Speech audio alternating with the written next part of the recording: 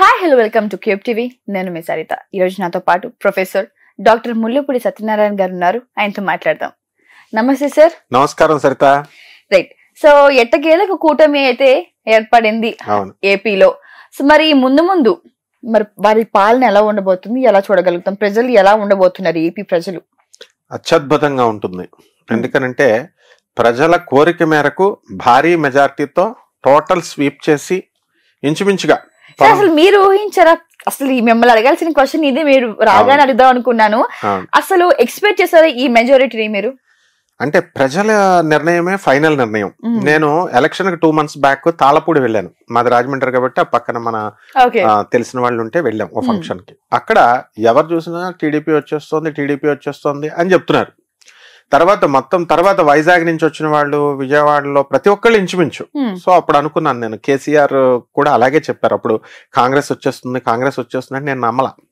కానీ సిటీలో మాత్రం కేసీఆర్ వచ్చి, విలేజెస్ కాంగ్రెస్ వచ్చింది. అదే విధంగా ఇక్కడ వచ్చేస్తుందని తెలుసు నాకు. కానీ ఎందుకంటే ఫైనల్ ప్రజలే, ప్రజా నిర్ణయమే జరుగుతుంది. ఆ విధంగానే వచ్చింది. కాబట్టి మనము ప్రతి ఒక్కళ్ళు ఊహించింది అది. కాకపోతే జగన్ గారి మీద ఉన్నటువంటి నమ్మకం నాకు సడలిపోలేదు. ఎందుకంటే ఒక చక్కగా హైదరాబాద్ పబ్లిక్ స్కూల్ స్టూడెంట్ ఆయన, మెయిన్ గా ఒక మొండివాడు, సోనియా గాంధీనే 18 నెలలు లెఫ్ట్ హ్యాండ్ తో బీట్అవుట్ చేసిన వ్యక్తి, very strong person. English medium schools అని ఆయన ఒక స్ట్రాటజీ పెట్టుకున్నారు. ఆ స్ట్రాటజీ ప్రకారం ఆయన ఏమనుకున్నారంటే, ఈ పేదవాళ్ళందరికీ, మహిళలకి, పాపం ముసలోళ్ళకి, వాళ్ళకి 3,000 చొప్పున ఇస్తే ఉంటుందని, ఆటో వాళ్ళకి వీళ్ళకి ఇలా రకరకాల ప్రోగ్రామ్స్ ఆయన ప్రతి సీఎం ఒక స్ట్రాటజీ పెట్టుకుంటారు. దాని ప్రకారం ఆయన పెట్టుకున్నారు. అది ప్రజలకి ఎక్కలేదు. ఎందుకంటే ప్రజలు, ఇప్పుడు మనం ఉపన్యాసం చెప్తున్నాం, అందరూ అన్ని సెక్ట్స్ ఆఫ్ పీపుల్ కి నచ్చాలని నమ్మకం లేదు. కొంతమందికి నచ్చొచ్చు, కొంతమంది తిట్టుకోవచ్చు. ఆ విధంగా అక్కడ ఫెయిల్ అయ్యారు ఆయన. ఎందుకంటే ప్రజలే దేవుళ్ళు, ప్రజలే ఫైనల్. ఓకే, మనం ఏం చెప్తున్నాము, అక్కడ జగనా లేకపోతే పవన్ కళ్యాణా లేకపోతే చంద్రబాబు నాయుడు గారా కాదు, సిస్టమ్ ను గౌరవించండి. ఇప్పుడు జగన్ గారు మ్యారేడ్, సీఎం పోస్ట్ ఖాళీ అయిపోయిందా, ఇంకోళ్ళు ఎక్కారుగా, మళ్ళీ రేపు చంద్రబాబు నాయుడు గారు దిగిపోవచ్చు, ఇంకోళ్ళు ఎక్కుతారుగా. అలాగే గవర్నమెంట్ కలెక్టర్స్, గవర్నమెంట్ ఐపీఎస్ వీళ్ళంతా రిటైర్ అయిపోయినా ఆ సిస్టమ్ అనేటటువంటిది, ప్రభుత్వ విధానం అనేది కొనసాగుతూ ఉంటుంది.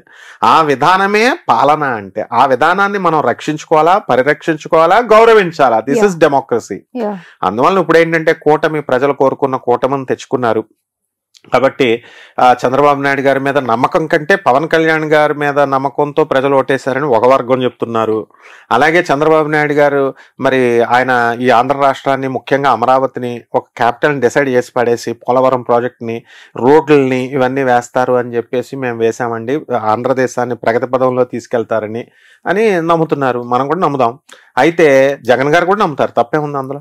అయితే ఏంటంటే అది ఎంత డెవలప్మెంట్ చేస్తారన్నది ఇప్పుడు మన దాన్ని బట్టి ఉంటుంది. ఇప్పుడు ఒక పవన్ కళ్యాణ్ గారికి డిప్యూటీ సీఎం పోస్ట్ ఇచ్చారు, 4-5 పోర్ట్ఫోలియోస్ ఇచ్చారని ఇందాక ఎవరో అంటున్నారు. ఒక మినిస్టర్ పోర్ట్ఫోలియో ఎక్కువ ఎవరికైనా. ఎందుకనంటే ఒకదాని మీద కాన్సన్ట్రేషన్ చేయడం అనేది చాలా కష్టం. సీఎం గారు కూడా తీసుకోకూడదు 4-5 పోర్ట్ఫోలియోస్, ఈయనకే ఇవ్వకూడదు.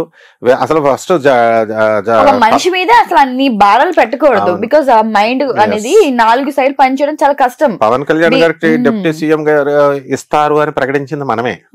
Deputy CM we have given the thought, and home minister కూడా ఇవ్వచ్చేమో అన్నాం. అఫ్ కోర్స్ హోమ్ మినిస్టర్ వేరే వాళ్ళకి వెళ్ళిపోయింది అనుకో, మేడం కి.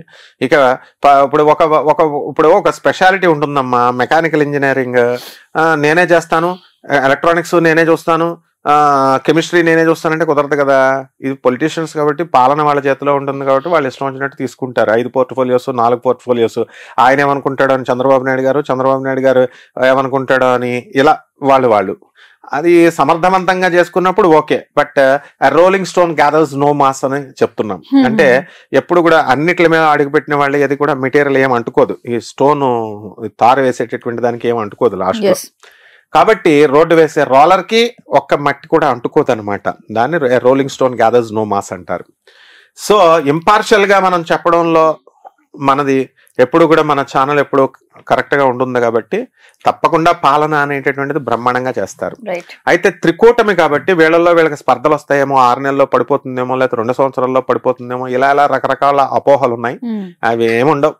అధికారాన్ని వాళ్ళ యోగాలను బట్టి, వాళ్ళ అదృష్టాలను బట్టి వాళ్ళు అనుభవించడానికి దేవుడు వాళ్ళకి ఒక ఛాన్స్ ఇచ్చాడు. అందువలన వాళ్ళు చక్కగా పాలన మంచిగా సవ్యంగా సాగుతుంది. ఇప్పుడు ఆపరేషన్ లేకుండానే మోకాళ్లకు ప్లాస్మా ట్రీట్మెంట్, మీ ఆర్థోపెటిక్ సమస్యలన్నిటికీ రోబోటిక్ టెక్నాలజీ ద్వారా తక్కువ ఖర్చుతో శాశ్వత పరిష్కారం, ఫ్రీ కన్సల్టేషన్, ప్రతి ట్రీట్మెంట్ పై 20% డిస్కౌంట్. ఈ ఆఫర్ కొద్ది రోజులు మాత్రమే, త్వరపడండి. V9 hospitals 9281465842.